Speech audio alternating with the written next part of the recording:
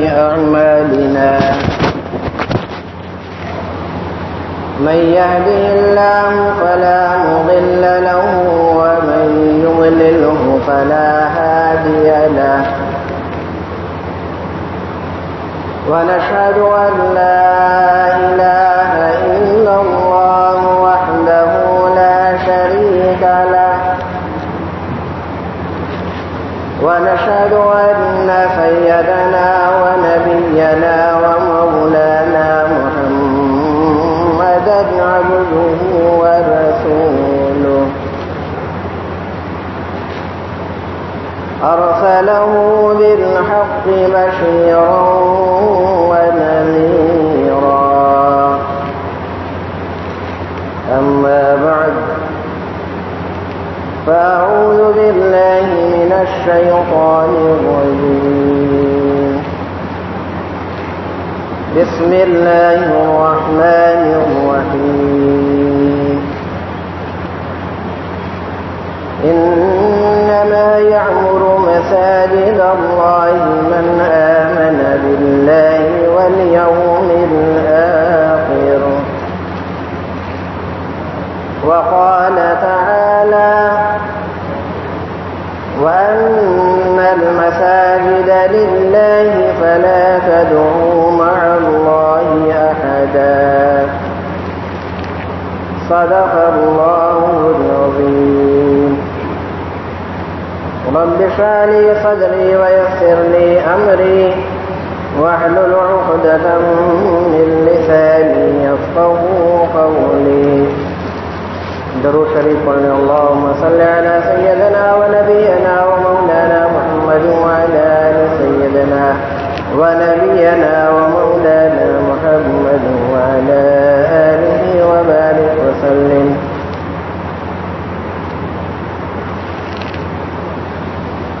محترم دوستو بزرگوں عزیز ساتھیوں،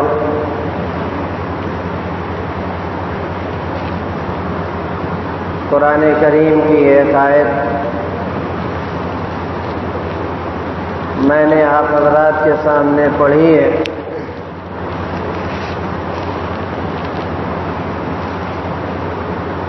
جو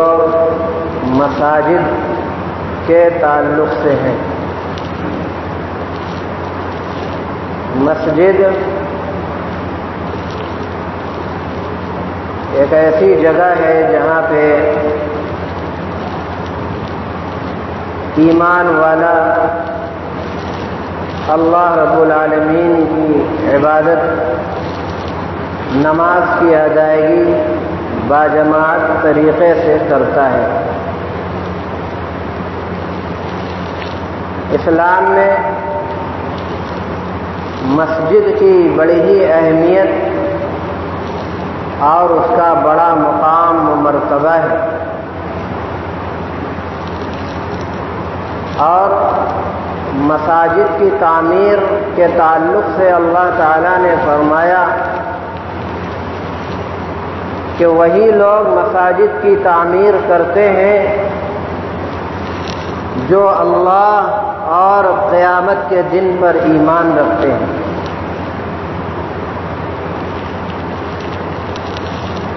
اور مساجد کی تعمیر یہ ایسا محبوب عمل ہے کہ اس کام کو اللہ تعالی نے انبیاء کرام سے بھی لیا. جیسا کہ آپ سبھی حضرات جانتے ہیں کہ کعبۃ اللہ جس کی بنیادیں کمزور ہو گئی تھیں، عمارت خستہ حال ہو گئی تھی، تو اللہ تعالیٰ نے حضرت ابراہیم علی نبینا علیہ السلام کو حکم فرمایا کہ آپ کعبہ کی تعمیر کیجیے. آپ نے اپنے بیٹے حضرت اسماعیل علیہ السلام کو لے کر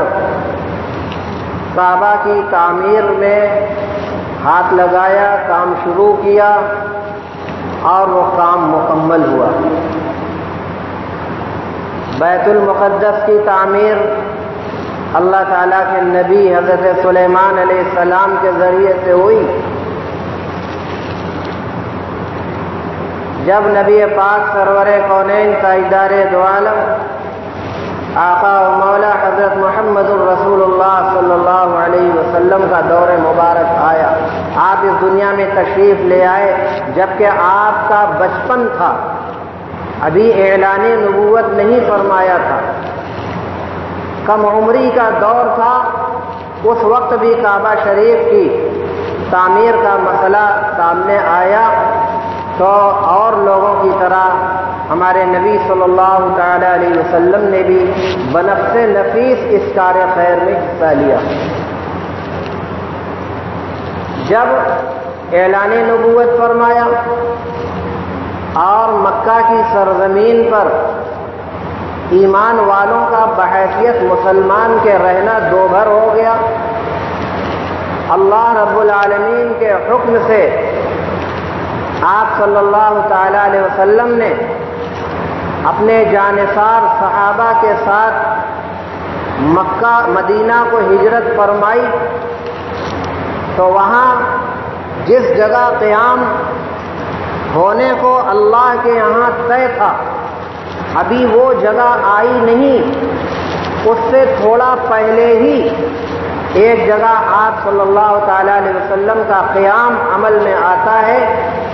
اور وہاں سب سے پہلا کام آپ نے اس مختصر سے عارضی قیام کے دوران مسجد کی تعمیر فرمائی، اس کی بنیاد ڈالی۔ یہ وہی مسجد ہے جو مسجد قباء کے نام سے جانی جاتی ہے اور اسلام کی سب سے پہلی مسجد ہے یہ۔ اس کے بعد جب آپ اور آگے بڑھے، جہاں پہ آپ کا قیام اللہ کے یہاں طے تھا، اللہ کے حکم کے مطابق آپ صلی اللہ علیہ وسلم کی وہ اونٹنی رکتی ہے اور سیدنا ابو ایوب انصاری رضی اللہ عنہ کے گھر میں آپ کا قیام عمل میں آتا ہے،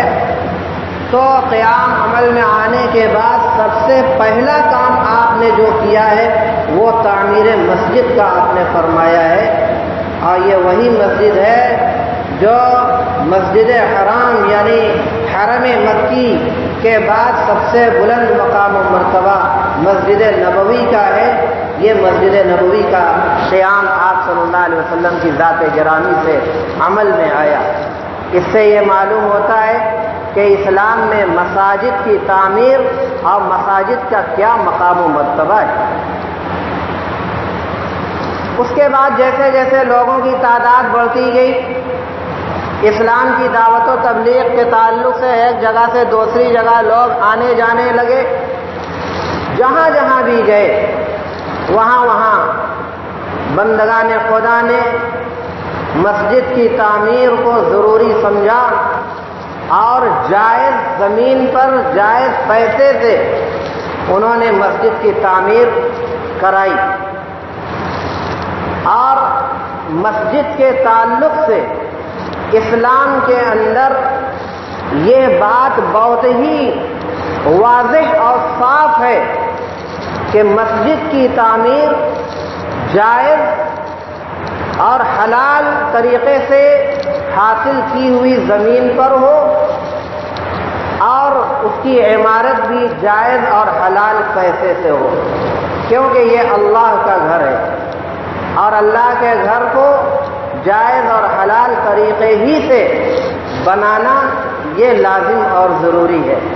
ناجائز زمین پر اگر کوئی مسجد بنواتا ہے یا کسی غیر کی مملوکہ زمین کو ناجائز قبضہ کر کے اس پر مسجد کی تعمیر ہوتی ہے، یا کسی کی زمین تھی اس پر اس کی عمارت بنی تھی، چاہے وہ عمارت رہائشی عمارت ہو یا مذہبی عمارت ہو یا کسی طریقے کی عمارت ہو، جب تک جائز طریقے سے اس کو خرید کر اس کی ملکیت نہ ہو جائے تب تک اسلام کے اندر یہ طے ہے کہ اس پر مسجد کی تعمیر جائز نہیں، اور اگر کسی نے زبردستی اس طریقے سے مسجد کی تعمیر خدا نخواستہ کر ہی دیا تو اس کا یہ فعل نہایت ہی قابل مذمت، اور اس مسجد کو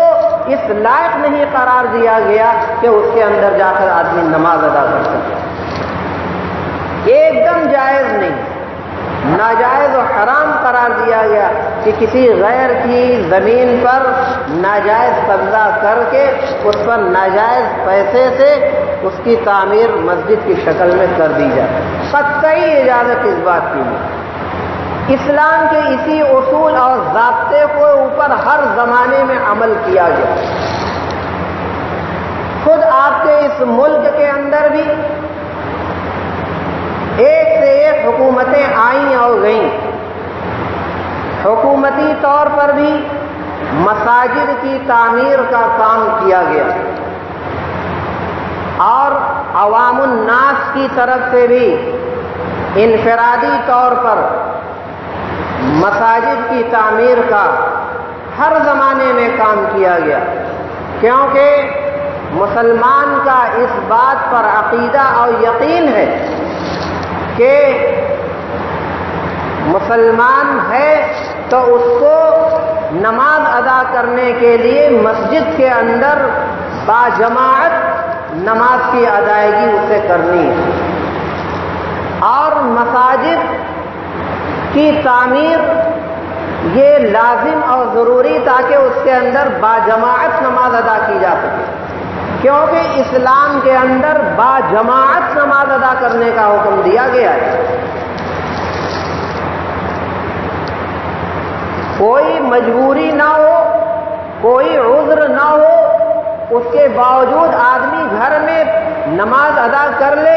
یا گھر ہی میں جماعت بنا لے، اسلام میں اس کی اجازت نہیں ہے۔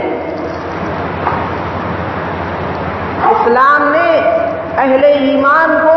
برادران اسلام کو اس بات کا پابند بنایا ہے کہ مسجد کے اندر نماز پڑھو، اور مسجد کے اندر باجماعت نماز ادا کرنے کا اجر و ثواب بھی زیادہ بتلایا گیا،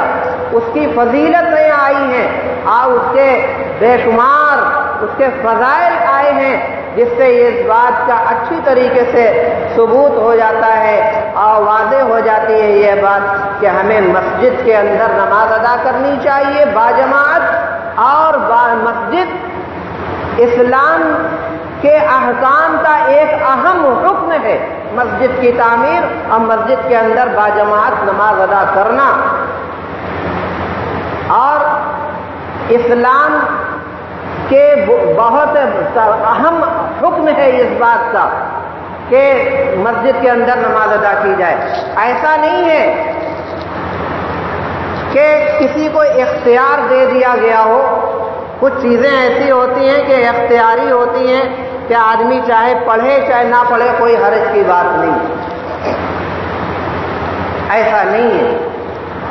اسلام کے اندر تمام برادران اسلام مردوں کو اس بات کا حکم دیا گیا کہ مسجد میں جا کر باجماعت نماز ادا کی جائے۔ اگر کوئی آدمی چاہے کہنے والا کوئی بھی ہو، اگر اس طریقے کی بات کہتا ہے اور اس کے کہنے کے پیچھے چاہے اس کا مقصد بھی جو ہو کہ اسلام کے اندر مسجد میں نماز پڑھنا کوئی ضروری نہیں، کہیں بھی نماز پڑھی جا سکتی ہے، تو یہ اس کا کہنا صحیح نہیں ہے۔ اگر کوئی آدمی اس طریقے کی بات کہتا ہے تو یہ اس کا کہنا سراسر غلط ہے، کیونکہ اگر کوئی آدمی ایسے ہی اس بات کو کہہ دیتا ہے تو گویا اسلام کے اصول اور اسلام کی تعلیمات سے ناواقف ہے، اور اس کا یہ کہنا اسلام کے اصول اور ضابطے سے ناواقفیت کی سراسر دلیل ہے۔ یہ ایسا کچھ نہیں، اور یہی وجہ ہے کہ مساجد کی ہر زمانے میں ایک اہمیت رہی ہے۔ جیسا کہ ابھی میں نے کہا کہ حکومتی طور پر بھی مساجد کی تعمیر ہوئی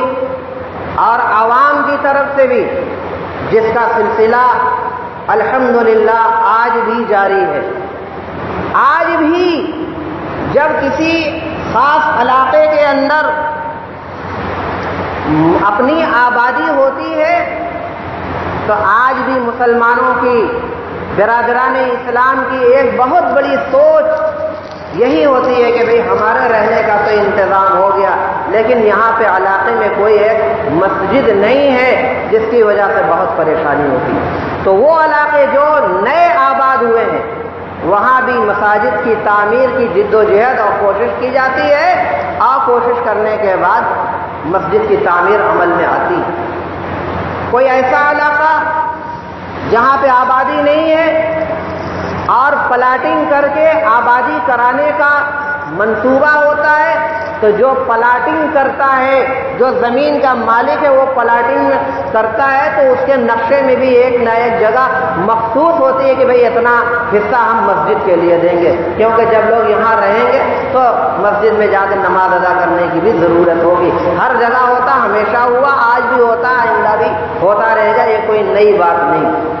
ان سب کے باوجود یہ کہہ دینا کہ اسلام میں مسجد کی کوئی ضرورت نہیں ہے یا مسجد میں جا کر نماز ادا کرنا یہ کوئی ضروری نہیں ہے، تو یہ بالکل اس کی کوئی حقیقت نہیں ہے۔ حکومتی طور پر بھی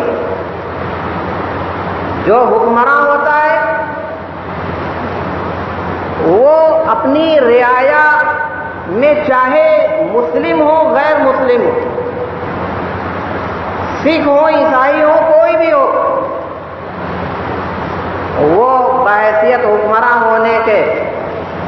اپنی رعایا کے تمام مذاہب کے اعتبار سے ان کی مذاہب کی عبادت گاہ کا انتظام کرتا ہے، اور یہاں اس ملک کی تاریخ گواہ ہے اس بات کی کہ 800 سال سے زائد مسلم حکومتیں یہاں رہیں، اور جب بھی یہاں ان مسلم بادشاہوں نے مساجد کی تعمیر کی، اس کے ساتھ ساتھ مندروں، مٹھوں اور گرودواروں اور چرچوں کی بھی تعمیر کا کام ہوا ہے، اس سے کوئی بھی انکار نہیں کر سکتا۔ اور جب یہ ملک آزاد ہو گیا اور اس کا جب یہ آئین مرتب ہوا تو چونکہ ہمارا یہ ملک جمہوریت کی بنیاد پر قائم ہے، اس ملک کا ڈھانچہ سیکولرزم اور جمہوریت کی بنیاد پر قائم ہے، اس لیے ہمارے ملک کے آئین میں اس بات کو شامل کیا گیا کہ یہاں کے تمام ہی مذہب کے لوگوں کے لیے اس بات کا حق حاصل ہے کہ وہ اپنی اپنی عبادت اپنے اپنے مذہب کے اصول کے مطابق کر سکتے ہیں، اور اس کے لیے اس بات کی بھی اجازت ہے کہ اگر مندر بنانے کی ضرورت پڑے مندر بناؤ، مٹھ بنانے کی ضرورت بنے مٹھ بناؤ، مسجد بنانے کی ضرورت بنے مسجد بناؤ، چرچ بنانے، ہر مذہب کے لوگوں کو اس بات کی کھلی آزادی ہے کہ اپنی عبادت اپنے مذہب کے مطابق کیا جائے، اور اس کے لیے جو ضروری چیز ہے اس کی تعمیر کی جا سکتی ہے، کہیں سے اس کی روک نہیں ہے، بشرطے کہ جائز طریقے سے اور جائز اور حلال زمین پہ، جیسا کہ ہم نے شروع میں یہ بات بتلائی، کہیں سے کوئی رکاوٹ اور روک نہیں۔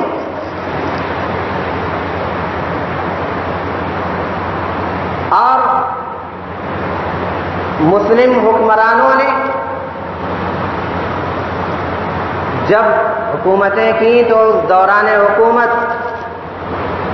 بہت ساری مسجدیں ہر جگہ بنی۔ آپ کی یہ جامع مسجد گیان واپی، یہ موجودہ ڈھانچہ اورنگزیب عالمگیر رحمت اللہ علیہ کے زمانے کا یہ بنا ہے، اور اس موجودہ ڈھانچے کو پرانی بنیاد پہ بنایا گیا ہے۔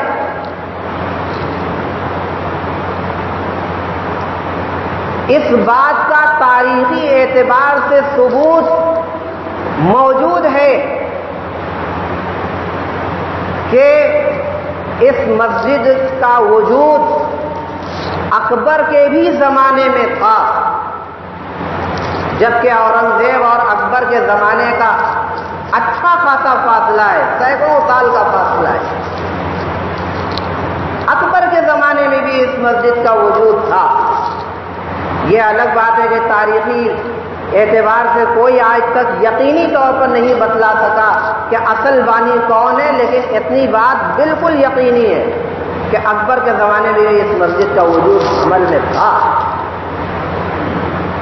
لیکن اس کے باوجود یہ کہنا کہ اورنگزیب نے خدا نخواستہ کسی خاص مذہب کی عبادت گاہ کو منہدم کر کے اس مسجد کو بنوا دیا، یہ تاریخی شواہد کے بالکل خلاف اور تاریخ سے روگردانی ہے، تاریخی حقائق سے روگردانی ہے۔ حقیقت میں ایسا کچھ نہیں، اور اورنگزیب عالمگیر رحمۃ اللہ علیہ کی ذاتی زندگی کو آپ حضرات بخوبی جانتے ہیں کہ دیگر مسلم بادشاہوں کے مقابلے میں یہ اورنگزیب عالمگیر بہت ہی متقی اور پرہیزگار بادشاہ تھا، مذہبی ذہن و مزاج کا حامل تھا۔ تو پھر اورنگزیب جیسے مذہبی ذہن و مزاج کے حامل بادشاہ سے ہم یہ امید رکھیں کہ کسی خاص مذہب کے عبادت گاہ کو منہدم کر کے یہ مسجد بنوا دی، اس کا کہیں سے تصور بھی نہیں کیا جا سکتا۔ بہرحال اسی کو بنیاد بنا کر آج آپ دیکھ رہے ہیں ایک زمانے سے اس کو متنازع بنا دیا گیا۔ سینکڑوں سال سے پہلے اس مسجد کو متنازع بنا دیا گیا، اور کسی زمانے میں بھی یہ صورتحال نہیں ہوئی تھی جس صورتحال سے آج ہم دوچار ہیں۔ بابری مسجد کا جب انہدام ہوا 6 دسمبر 92 کو، تو اس مسجد کی حفاظت کا ایک مسئلہ پیدا ہو گیا اور یہ مسجد خطرے میں آ گئی۔ چنانچہ حکومتی طور پر اس مسجد کی بھرپور حفاظت کا انتظام کیا گیا۔ مقدمے چلتے رہے اور ایک زمانے سے چل رہے ہیں، آج سے یہ مقدمے نہیں چل رہے ہیں، اور اس دوران سپریم کورٹ کے اور ہائی کورٹ کے مختلف فیصلے بھی آئے ہیں، آپسی سمجھوتے بھی کچھ ہوئے ہیں، لیکن سب کچھ ہوتا رہا۔ مسجد کی حفاظت حکومتی طور پر بھائی حکومت کی ذمہ داری ہے، حکومت نے اپنا حق ادا کیا، اور آپ دیکھ رہے ہیں بیریکیڈنگ جو چاروں طرف لگی ہوئی ہے مسجد کی سیکورٹی اور حفاظت کے لیے لگی ہوئی ہے۔ اور آپ نے دیکھا کہ جب آپ مسجد کے اندر داخل ہوتے ہیں تو باقاعدہ جامع تلاشی ہوتی ہے، اور سیکورٹی کا یہ مسئلہ ہے، اور تلاشی کے بعد مسجد میں بھی، اور اسی طریقے سے مندر کے اندر جو لوگ جاتے ہیں ان کی بھی تلاشی ہوتی ہے۔ ہم نے آج تک کبھی بھی اس بات کی مخالفت نہیں کی کہ بھائی سیکورٹی، بھائی تلاشی نہیں ہونی چاہیے، ہم نے کبھی مخالفت نہیں کی۔ آج بھی ہم نے ساتھ دیا ہے، اور ہم نے ہمیشہ عوام الناس سے اپیل کیا ہے، اور آج بھی اپیل کرتے ہیں کہ یہ مسجد کے مفاد میں ہے، اور سیکورٹی کے تعلق سے یہ ذمہ داری ہے، لہذا تلاشی ہو رہی ہے تو اس کا برا نہیں ماننا چاہیے، تلاشی لیوا لینی چاہیے،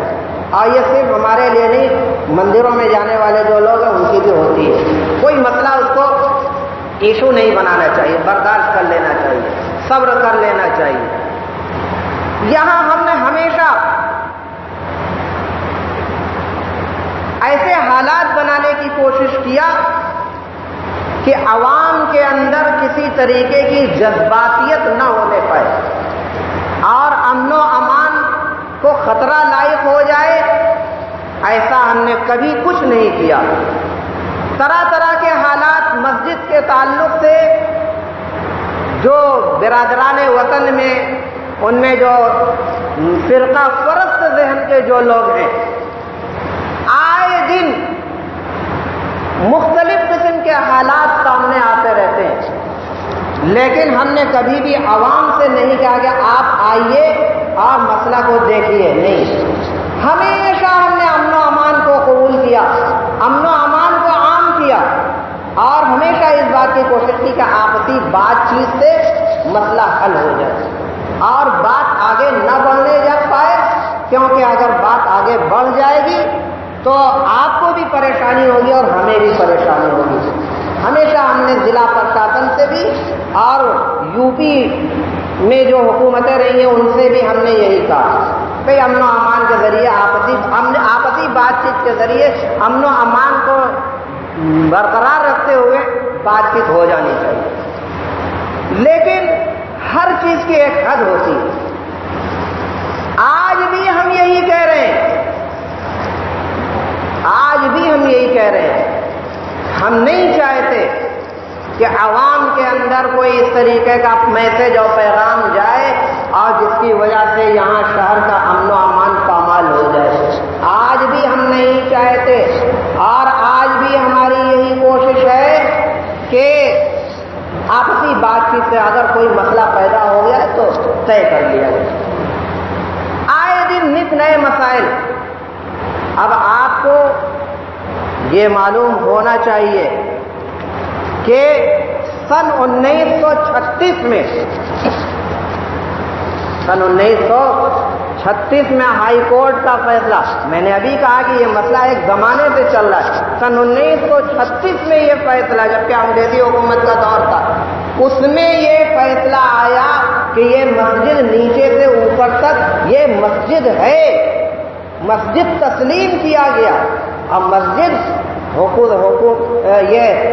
کورٹ کے ذریعے، عدالت کے ذریعے مسجد تسلیم کی گئی، جبھی تو حکومت مسجد کی حفاظت کر رہی ہے۔ تو جب حکومت مسجد کی حفاظت کر رہی ہے تو مسجد کے تعلق سے کوئی بھی ایسا کام نہیں ہونا چاہیے جو حفاظت کے خلاف ہو۔ یہ سب کی ذمہ داری ہے، حکومت کی بھی ذمہ داری ہے، عوام الناس کی بھی ذمہ داری ہے، اور ضلع پرشاسن کی بھی ذمہ داری ہے کہ ایسا کوئی کام نہیں ہونا چاہیے جو مسجد اور مندر کسی کی بھی حفاظت کے خلاف ہو۔ تو سن 1936 کا یہ فیصلہ ہے کہ یہ بھائی یہ مسجد نیچے سے اوپر تک ہے اور اس میں نماز پڑھنے کی آسانی۔ اس کے بعد سن 1954 میں ایک معاہدہ ہوا، سن 1954 میں ایک معاہدہ ہوا، اور اس معاہدے میں 3 فریق تھے۔ ایک فریق ہم تھے یعنی مسجد انتظامیہ، دوسرا فریق مندر انتظامیہ، اور تیسرا فریق ضلع پرشاسن۔ یہ طے ہوا، باقاعدہ تینوں فریق کا دستخط اور ساری چیزیں کاغذات موجود ہے، اس میں یہ طے پایا کہ اس پورے پریسر اور پورے احاطے کے اندر کوئی نیا کام نہیں ہوگا، اور اگر بہت ضروری ہو ہی گیا کوئی نیا کام کرنا تو تینوں فریق کی رضامندی اور تینوں فریق کی سہمتی کے بعد ہی کوئی کام ہوگا، اپنے من سے کوئی کام نہیں ہوگا۔ ٹھیک ہے بھائی، نہیں ہوا آج تک۔ اس دوران اگر کبھی کوئی کام ہوا بھی تو تینوں فریق کی سہمتی سے ہوا، مندر میں بھی ہوا، مسجد میں بھی ہوا، کوئی آپتی نہیں، کوئی اعتراض نہیں، کچھ نہیں ہوا۔ لیکن ادھر مسلسل کچھ دنوں سے ایسا کام پرشاسنک طور پر ضلع انتظامیہ کی جانب سے دیکھنے میں آ رہا ہے کہ بغیر ہم سے مشورہ کیے، بغیر ہماری یعنی مسجد انتظامیہ کی جانکاری میں لائے، اپنے من سے کام ہو رہا ہے، ہاتھ لگا دیا جاتا ہے۔ کبھی یہ راستے میں ٹین شیڈ بنایا جاتا ہے، اس کی مخالفت کی جاتی ہے، اور کہا جاتا ہے کہ بھائی یہ ایک نیا کام ہو رہا ہے، تو ہماری اس کے اندر ہم سے نہ بات کی گئی، نہ ہم سے اس سمجھوتے کی بنیاد پر ہم سے نہ کوئی وہ اطلاع دی گئی، کچھ نہیں ہوا، ہاتھ لگا دیا۔ اعتراض درج کرانے کے باوجود طاقت کی بنیاد پر یہ کام ہو گیا، طاقت کی بنیاد پر۔ لیکن اس وقت بھی ہم نے عوام کو یہ بات نہیں بتائی اور خاموش رہے، اور یہ سوچ کر خاموش ہے کہ چلو بھائی یہ اسی راستے سے مسلمان بھی جاتے ہیں، مسجد میں جاتے ہیں، یہ بہت بڑا مسئلہ ایسا نہیں ہے، تھوڑی دیر کے لیے ہم نے اس میں خاموشی اختیار کری۔ لیکن ابھی یہ مسئلہ چل ہی رہا تھا کہ 5 دن پہلے یہ ایک نیا گیٹ لگانے کے لیے، مندر میں جانے کے لیے 5 دروازے پہلے سے موجود ہیں، اور یہ 5 دروازے پہلے سے چلے آ رہے ہیں۔ یہ 6واں دروازہ بنانے کے لیے نیا کام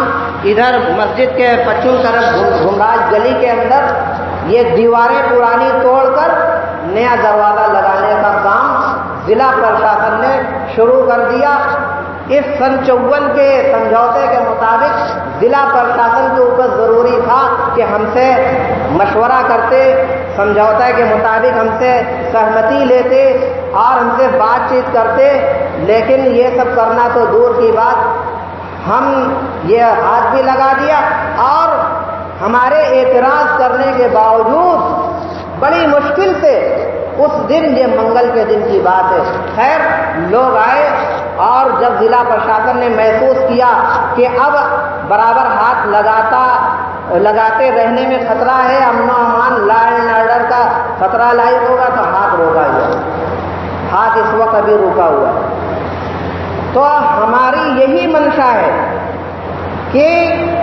ایسا کوئی بھی کام جو مندر اور مسجد دونوں کی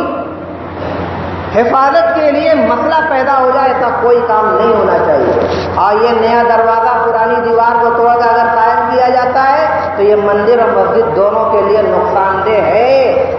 کہیں سے ہم اس کی اجازت نہیں دے سکتے۔ اور اسی طریقے سے ہر زمانے میں ہمیشہ ہم نے اس بات کی پوری کوشش کی کہ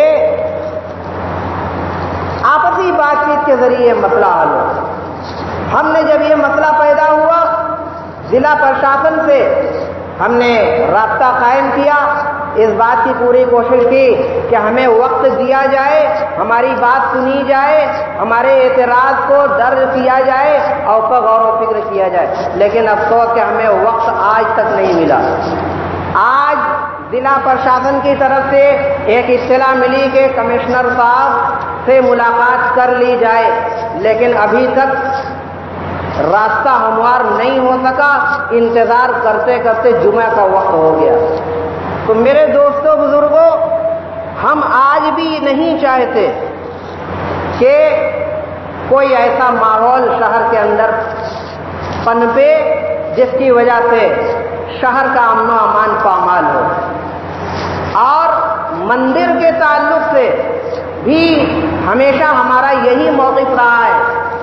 کہ مندر کو آپ چاہے جیسے چاہے ویسے بنائے، وہ ہماری چیز نہیں ہے، آپ کی چیز ہے، اس کو چاہے جتنا خوبصورت حسین و جمیل، ہمیں اس سے کوئی مطلب نہیں، لیکن ہماری مسجد سے اگر روگردانی کی جائے گی اور جو ذمہ داری آپ کی بنتی اس سے قطع نظر کریں گے اور لاپرواہی برتیں گے اور ایسا کوئی پلان بنائیں گے جس سے ہماری مسجد کو خطرہ لاحق ہو جائے، تو ہم یہ بھی برداشت کرنے والے نہیں۔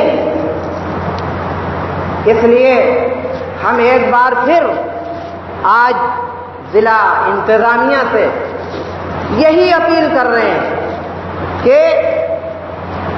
خدا کے واسطے آپ اپنی ذمہ داری کو محسوس کیجئے، سمجھیے، اور آپ اس بات کو بھی ذہن میں رکھیے کہ سن 1993 کے اندر یہاں کا جو کے موجودہ ڈی ایم صاحب تھے، انہوں نے کوٹ کے اندر حلف نامہ دیا تھا کہ بھائی ہم مسجد کی اور مندر کی حفاظت کے پورے طور پر ہم ذمہ دار ہیں اور اس کی ذمہ داری کو ہمیشہ ہم نبھائیں گے۔ یہ ڈی ایم نے یہ حلف نامہ دیا تھا سپریم کورٹ کے اندر۔ اس کے بعد 93 کے بعد سے جتنے ڈی ایم آئے ہیں تمام ڈی ایم کی یہ ذمہ داری بنتی ہے کہ اس حلف نامے کا لحاظ کرے اور مسجد اور مندر دونوں کی حفاظت کی ذمہ داری کو محسوس کرے، ایک طرفہ نہ چلے، ایک کی حفاظت کرے دوسرے کو نظر انداز کر دے، نہیں، یہ اس حلف نامے کی خلاف ورزی ہوگی۔ آپ ہی کا دیا ہوا حلف نامہ ہے تو آپ اپنے حلف نامے پر قائم رہیے اور مسجد کی حفاظت کی جو ذمہ داری ہے اس کو نبھائیے۔ اگر آپ ذمہ داری کو انجام دیں گے تو ٹھیک ہے، نہیں دیں گے تو آپ کے لیے بھی مسئلہ پیدا ہوگا اور عوام الناس کے لیے بھی مسئلہ پیدا ہوگا۔ اور یہاں پہ جو مسجد آپ کو بتایا کہ سن 1936 کے فیصلے میں اس کو مسجد تسلیم کیا ہے، اور اس میں ایک بات یہ بھی ہے کہ اس مسجد کے اندر کوئی توڑ پھوڑ، کبھی ریپیئرنگ کی ضرورت پڑے، چونا کلائی کی ضرورت پڑے یا کوئی بھی مسئلہ آ جائے تو آپ کو اجازت ہے۔ ایسا نہیں ہے کہ ریپیئرنگ نہیں کر سکتے، رنگ روغن نہیں کر سکتے، لیکن موجودہ جو ڈی ایم ہوگا اس سے آپ کو اجازت لینی پڑے گی۔ اس وقت سے لے کر اب تک جب جب بھی رنگ روغن کی ریپیئرنگ کی ضرورت پڑتی ہے تو ہم ڈی ایم سے اجازت لیتے ہیں اور اجازت لینے کے بعد ہم یہاں پہ کام کراتے ہیں۔ ابھی سامنے والا جو مسجد کے اتر طرف کا جو علاقہ ہے، جس راستے سے ہو کر آپ مسجد کے اندر داخل ہوتے ہیں وہ چھتا دوار کہلاتا ہے۔ وہ وقف پراپرٹی ہے، مسجد کی ملکیت ہے۔ یہی ایک راستہ ایسا ہے جس میں سے ہندو اور مسلمان دونوں لوگ گزرتے ہیں۔ یہ ہماری پراپرٹی ہے، وقف پراپرٹی ہے۔ اور اسی کے اوپر جو سامنے چھت تھی، اس چھت پہ عید، بقرعید اور الوداع کے موقع پر وہاں پہ نماز ادا کی جاتی تھی۔ 2 سال پہلے وہ بہت زیادہ کمزور ہونے کی وجہ سے ضلع انتظامیہ نے اس کو یہ کہہ کر گروا دیا کہ یہ بہت مقدوش ہے، اگر نہیں گرایا جائے گا تو جان بھی کسی کی جا سکتی ہے۔ چلو بھائی گرا دیا، ٹھیک ہے گرا دیا، لیکن گروایا تو اب جب آپ کو معلوم ہوگا کہ یہ ہماری پراپرٹی ہے، وقف پراپرٹی ہے، اور ہم بار بار اس وقت سے لے کر اب تک ہم پرمیشن لے رہے ہیں آپ سے، اپنی مرضی سے بھی ہم نہیں بنوا سکتے، آپ سے پرمیشن لے رہے ہیں، نقشہ آپ کے حکم کے مطابق ہم نے اس کا بنوا دیا، اب بنوانے کے بعد داخل بھی کر دیا، اس کے باوجود اجازت نہیں مل رہی ہے، ہیلا حوالی چل رہی ہے، ٹال مٹول ہو رہا ہے، تو اب ہم کیا کریں؟ تو اس لیے میں ایک بار پھر آج اپنے تمام ضلع پرشاسن کے ادھیکاریوں سے یہی کہہ رہا ہوں، پہلی بات تو یہ ہے کہ ہمارے جو بنیادی حقوق اس مسجد کے تعلق سے اس میں کسی طریقے کی مداخلت نہ کی جائے۔ امن و امان ہم بھی چاہتے ہیں اور امن و امان کے جو بھی طریقے ہوں ہم آپ کا ساتھ دینے کے لیے تیار ہیں۔ دوسری بات یہ کہ جو نیا کام ہو رہا ہے اس نئے کام کو فوری طور پر روکنے کی کوشش کی جائے، روکا جائے، اس سے مندر اور مسجد دونوں کے لیے یہ نقصان اور خطرہ ہے، اور کسی کو بھی خطرہ لاحق ہو ہم اسے نہیں چاہتے۔ اور تیسرا مطالبہ ہمارا یہ ہے کہ یہ جو وقف پراپرٹی ہماری تھی، جس پہ ہماری نماز ہوتی تھی، تو اس کو گرایا آپ نے، تو آپ اس کو برائے کرم بنوائیے۔ ہم نے بار بار آپ سے اجازت لی اور آپ بھی اجازت لے رہے ہیں اور درخواست کر رہے ہیں کہ خدا کے واسطے اس کو بنوائیے، اور کسی کے دباؤ میں آ کر آپ اپنا کام نہ کیجیے۔ ہم تو آپ سے کوئی ایسا کام نہیں کرواتے جس کی قانون اجازت نہ دیتا ہو۔ جو قانونی چیزیں ہیں، جائز چیزیں ہیں، ہم انہی چیزوں کو تو آپ سے کہہ رہے ہیں، کوئی الگ سے تو کچھ کہہ نہیں رہے۔ تو جو جائز اور قانونی چیزیں ہیں جس کی کورٹ بھی اجازت دیتا ہے اور پہلے سے ساری چیزیں موجود ہیں، تو آپ اجازت دیجیے، اور اگر آپ نے اجازت دی تو ٹھیک ہے، اور اگر آپ اجازت نہیں دیں گے تو پھر اس کے ساتھ حالات بھی خراب ہو سکتے ہیں۔ دوسرے یہ کہ ہمیں آگے اس بات کا اختیار بھی حاصل ہے، اور سپریم کورٹ نے ہم سے یہ کہا ہے کہ اگر اس طریقے کے کبھی حالات آوے تو ہمارا دروازہ کھلا ہوا ہے۔ اس لیے اب ہم قانونی چارہ جوئی پر مجبور ہوں گے، قبل اس کے کہ ہم قانونی چارہ جوئی پر مجبور ہوں، ایک بار پھر ہم آپ سے درخواست کرتے ہیں کہ ہماری ان جائز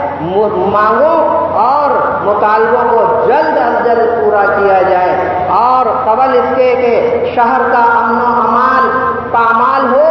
آپ سے دستبرسہ گزارش ہے کہ ہماری ان جائز مرادوں کو مانگوں کو جلد از جلد پورا کیا جائے، اور امن و امان کو شہر کے برقرار رکھنے میں ہم آپ کی مدد اور تعاون کے لیے تیار ہیں، اور آپ سے بھی گزارش کرتے ہیں کہ آپ بھی امن و امان کو قائم رکھنے کے لیے بھرپور جد جہد اور کوشش کیجیے۔ اللہ رب العالمین سے دعا ہے ہم تمام لوگوں کی جان مال عزت آبرو عبادت گاہوں اور ہمارے ملک کی حفاظت فرمائے، ہر ایک کے ساتھ خیر کا معاملہ فرمائے، جملہ شرور و فتن سے سب کی حفاظت فرمائے۔ اللہم صلی علی سیدنا و نبینا و مولانا محمد وعلی آل سیدنا و نبینا و مولانا محمد وعلی آلہ بارک وسلم۔ ربنا آتنا فی الدنیا حسنہ وفی الآخرۃ حسنۃ وقنا عذاب النار وقنا عذاب القبر وقنا عذاب الحشر وقنا عذاب النار وادخلنا الجنۃ مع الابرار یا عزیز یا غفار یا رب العالمین۔ اے رب العالمین، ہمارے ساتھ خیر و کرم کا عفو و عافیت کا معاملہ فرما۔ اے اللہ، ہماری مساجد، ہماری مقابر، ہماری معابد، ہمارے مدارس، ہمارے قبرستان، ہماری ایک ایک چیزیں اے اللہ ہر ایک پر خطرے کے بادل منڈرا رہے ہیں، عجیب و غریب صورتحال سے ہم دوچار ہیں، اے اللہ سب کی حفاظت کرنا، ہماری جان مال عزت آبرو کی حفاظت کرنا، ہماری مساجد کی حفاظت کرنا، ہماری مقابر و معابد و خانقاہوں کی حفاظت کرنا، اے اللہ ہمارے ملک کی حفاظت کرنا، ہمارے ملک کی عوام کی حفاظت کرنا، ہمارے ملک کی جتنی عبادت گاہیں ہیں تمام عبادت گاہوں کی حفاظت کرنا، ہمارے ملک کو اے اللہ ترقیات سے مالا مال کرنا، جملہ شرور و فتن سے ہمارے ملک کی عوام کی حفاظت کرنا، جب تک زندہ رکھے اللہ اسلام پر اور موت تک ہم سب کے ایمان کی حفاظت کرنا، دین پر چلنے والا بنا، شریعت کے تمام تقاضوں پر چلنا اے اللہ آسان فرما دے۔ ربنا تقبل منا انك انت السميع العليم وتب علينا يا مولانا انك انت التواب الرحيم، وصلى الله على النبي الامي الكريم محمد وآله وصحبه اجمعين برحمتك يا رب العالمين۔